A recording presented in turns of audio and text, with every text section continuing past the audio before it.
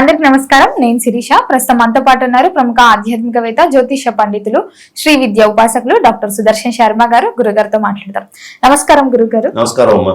గురుగారు, జూన్ మాసంలో ధనుసు రాశి వారికి ఎలా ఉండబోతుందంటారు? ఎలాంటి జాగ్రత్తలు తీసుకోవచ్చు అంటారు?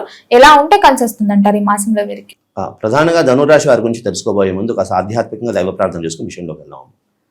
వందే రత్న నిబద్ధే మమకుటాం రత్నాం వరుణాసినీం పాలక్షామభయేక్షుపాశుని మద్బాహుం ప్రసన్నాననాం బాలార్క ప్రతిమాన కుండలదరాం కేయూరహారోజ్వలాం శోణాంగీం భువనేశ్వరీం హరిహర బ్రహ్మాదిభిర్వందితాం.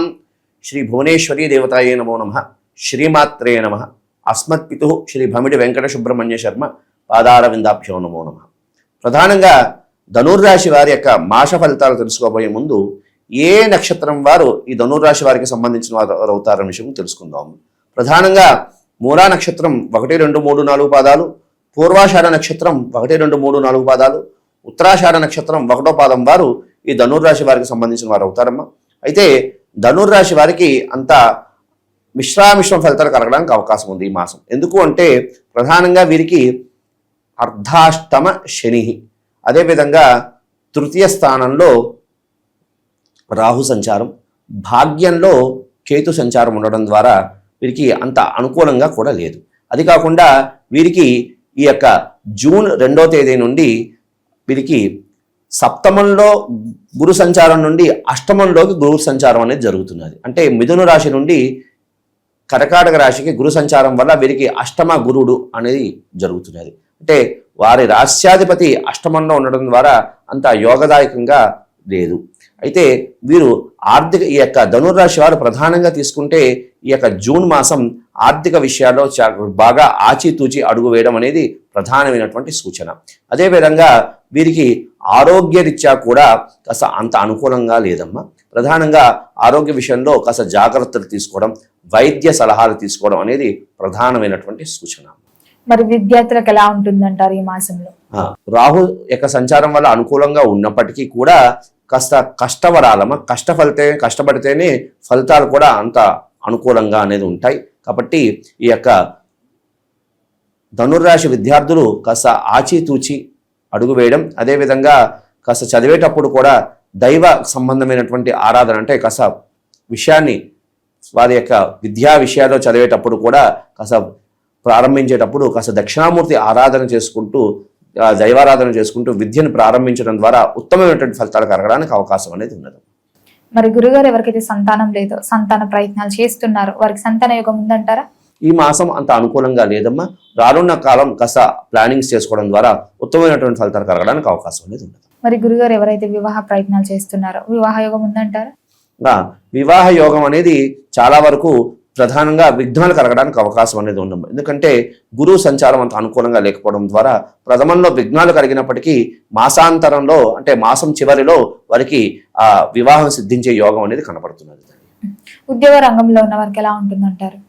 ప్రధానంగా ఉద్యోగ రంగంలో ఉన్న వారికి కాస్త అనుకూలంగానే ఉంది. ఎందుకంటే ప్రధానంగా ఎవరికో ప్రమోషన్ కోసం ప్రయత్నం చేస్తున్న వారికి ప్రమోషన్లు కలిగినటువంటి సూచనలు కనపడుతున్నాయి. అదేవిధంగా స్థానచలనం, అంటే ఎన్నాళ్ళ నుంచో స్థానచలనం కోసం ప్రయత్నం చేస్తున్న వారికి కూడా స్థానచలనం చేసే యోగం అనేది కనపడుతున్నది. అయితే కాస్త అధికారులతో కొంచెం మాట పడే యోగం అనేది కనపడుతున్నది. కాబట్టి కాస్త ధనుర్రాశి వాళ్ళు కాస్త సంయమనం పాటించడం ద్వారా ఉత్తమమైనటువంటి ఫలితాలు కలగడానికి అవకాశం అనేది సూచిస్తున్నారు. గృహయోగం, వాహన యోగం కూడా ఉందంటారా? గృహయోగం, వాహన యోగం అంటే ప్రథమంలో కాస్త ఇబ్బందులుగానే ఉంటాయి. గృహయోగం అనుకోండి, వాహన యోగం అనుకోండి, ప్రథమంలో ఇబ్బందులు కలగడే యోగం అనేది సూచిస్తున్నది. అయితే మాసాంతరంలో కాస్త 1కి 2 సార్లు ప్రయత్నం చేయడం ద్వారా ఉత్తమమైనటువంటి ఫలితాలు కలగడానికి అవకాశం ఉంది. మరి గురుగారు, కుటుంబ వాతావరణం కూడా ఎలా ఉంటుందంటారు ఈ మాసంలో? ప్రధానంగా ఈ యొక్క ధనుర్రాశిలో ఉన్నటువంటి వాళ్ళు కాస్త భార్యాభర్తలు విభేదాలు కలగడానికి అవకాశం అనేది ఉన్నది. కుటుంబంలో కలహాలు సూచనలు అయితే కనబడుతున్నాయి. కాబట్టి ఈ ధనుర్రాశి వారు ఎవరున్నారో కాస్త మాటని నియంత్రించుకోవడం, మాటని అదుపు చేసుకోవడం, అదేవిధంగా తన కోపాన్ని నియంత్రించుకోవడం ద్వారా ఉత్తమమైనటువంటి ఫలితాలు కలగడానికి అవకాశం అనేది ఉన్నది. ఈ మాసంలో మాత్రం కాస్త సంయమనం పాటించడం ద్వారా ఉత్తమమైనటువంటి ఫలితాలు కలగడానికి అవకాశం ఉంది. గురుగారు, చాలా మందికి ఉంటుంది విదేశాలకు వెళ్ళి చదువుకోవాలి, సెటిల్ అవ్వాలని. విదేశీ యోగం కూడా ఉందంటారా ఈ రాశి వారికి ఈ మాసంలో? ప్రధానంగా తీసుకుంటే ధనురాశి వారికి విదేశీ యోగం అనేది అంత అనుకూలంగా ఈ మాసం అనేది లేదమ్మా. రానున్న కాలంలో ఉత్తరోత్తర ఆ యొక్క యోగం అనేది సిద్ధింపజేసుకోవడానికి అవకాశం అనేది ఉంటుంది. మరి పెట్టుబడులు పెట్టాలన్నా, కొత్తగా వ్యాపారం స్టార్ట్ చేయాలన్నా చేయొచ్చు అంటారా ఈ మాసం? ఈ మాసం అనేది అంత అనుకూలంగా లేదమ్మా. రానున్న మాసాల్లో ప్రయత్నం చేయడం ద్వారా ఉత్తమమైనటువంటి ఫలితాలు కలగడానికి అవకాశం ఉంది. దూర ప్రయాణాలు కూడా చేయొచ్చు అంటారా? ఒకవేళ చేస్తే ఎలాంటి జాగ్రత్తలు తీసుకోవచ్చు అంటారు? కాస్త ఈ యొక్క అర్ధాష్టమ శని ప్రభావం వల్ల వాహనం నడిపేటప్పుడు అనుకోండి, అదేవిధంగా ప్రయాణం చేసేటప్పుడు కాస్త ఇబ్బందులు కలిగేటువంటి సూచనలు కనపడుతున్నాయి. కాబట్టి వాహనం నడిపేటప్పుడు దూర ప్రయాణాల వల్ల ఉట్టినే ఖర్చు అవుతుంది తప్ప దానివల్ల ఫలితాలు అనేవి అనుకూలంగా అనేది లేవుతండి. గురుగారు, ముఖ్యంగా మరి వీరికి ఏ రుద్రాక్ష కలిసి వస్తుంది అంటారు?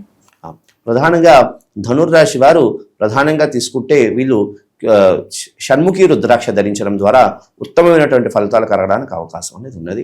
అదేవిధంగా ఇంకా వీలైనంత వరకు అవకాశం ఉన్న వాళ్ళు పంచముఖి రుద్రాక్ష మాల కూడా ధరించడం ద్వారా ఉత్తమమైనటువంటి ఫలితాలు కలగడానికి అవకాశం ఉంది. గురుగారు, ఈ జూన్ 2 కి గురు సంచారం జరుగుతుంది కదా, మరి ఈ రాశి వాళ్ళకి ఎలాంటి లాభాలు దక్కుతాయి అంటారు? ప్రధానంగా తీసుకుంటే గురు సంచారం వీరికి అంత అనుకూలంగా అయితే లేదమ్మా. అయితే వీరు ప్రధానంగా అర్ధాష్టమ శని సంచారం, అర్ధాష్టమ శని అంటారు.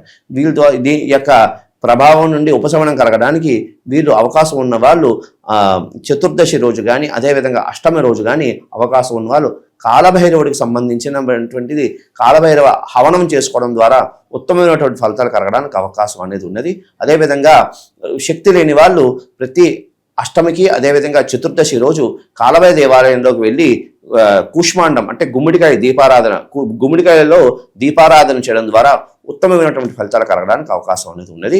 అదేవిధంగా ప్రధానంగా తీసుకుంటే ఈ యొక్క ధనుర్రాశి వారు ప్రతి లక్ష్మీవారం కాస్త దక్షిణామూర్తి దేవాలయానికి వెళ్ళి ఆ రోజు అక్కడ ఉడికించినటువంటి శనగలను స్వామివారికి నివేదన చేయడం ద్వారా ఉత్తమమైనటువంటి ఫలితాలు కలగడానికి అవకాశం ఉంది.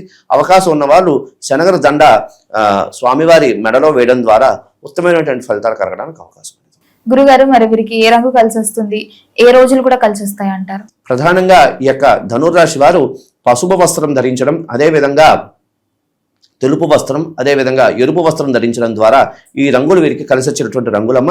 అదేవిధంగా వీరు కార్యార్థమై వెళ్ళేటప్పుడు ప్రధానంగా సోమవారం, అదేవిధంగా గురువారం, అదేవిధంగా శనివారం వెళ్ళడం ద్వారా విశేషమైనటువంటి కార్యసిద్ధి జరిగి వీరి కార్యాలను సిద్ధింపజేసుకోవడానికి అనుకూలమైనటువంటి వాతావరణాలు. గురుగారు, మొత్తం మీద జూన్ మాసంలో ధనుసు రాశి వారికి ఎలా ఉంది, ఎలాంటి జాగ్రత్తలు తీసుకోవాలి, ఎలాంటి పరిహారాలు కూడా చేయాలో తెలియజేసినందుకు ధన్యవాదాలు. శుభమస్తు తల్లి.